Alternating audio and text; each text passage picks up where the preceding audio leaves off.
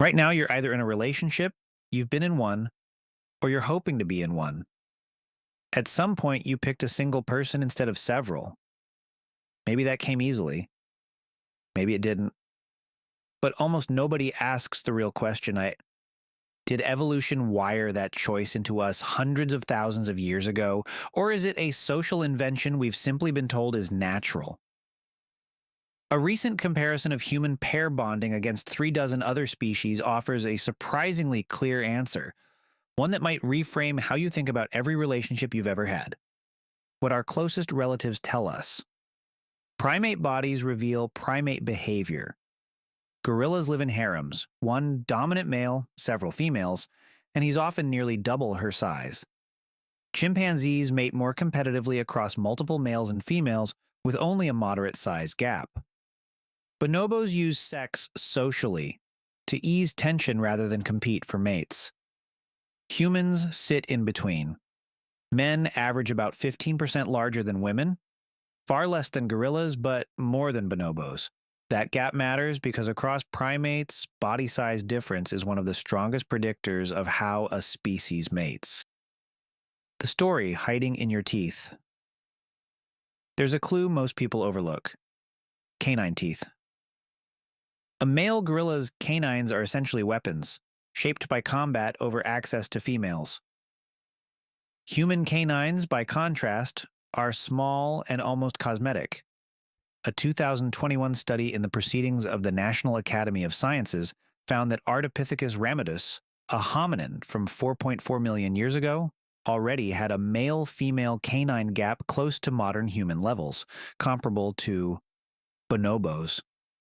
In other words, long before agriculture or marriage existed, early hominin males had already stopped using their teeth as mating weapons. Something else was replacing raw aggression as a reproductive strategy.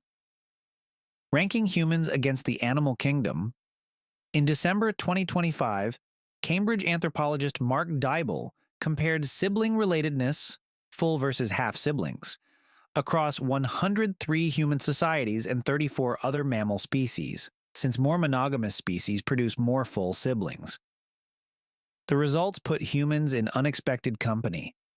California deer mice topped the list at 100%, followed by Eurasian beavers at 72%, humans at roughly 66%, and meerkats near 60%.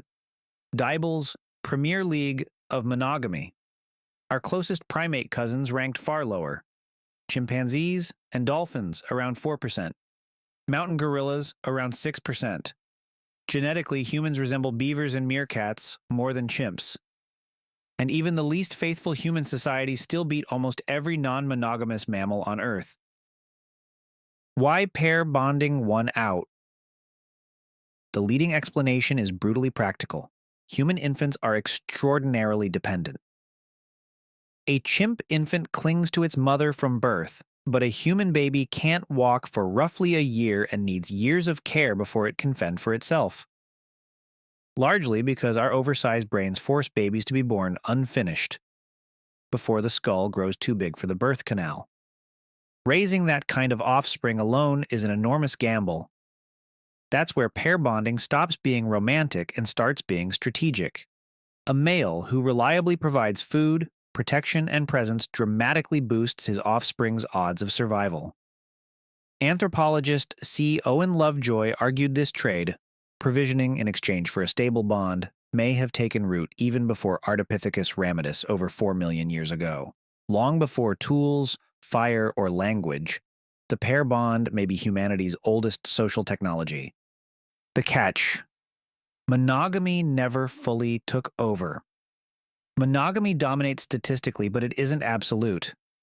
Roughly 1 in 6 modern societies strictly mandates monogamous marriage, while polygamy is culturally permitted in most societies worldwide, though even where allowed, it remains the minority practice.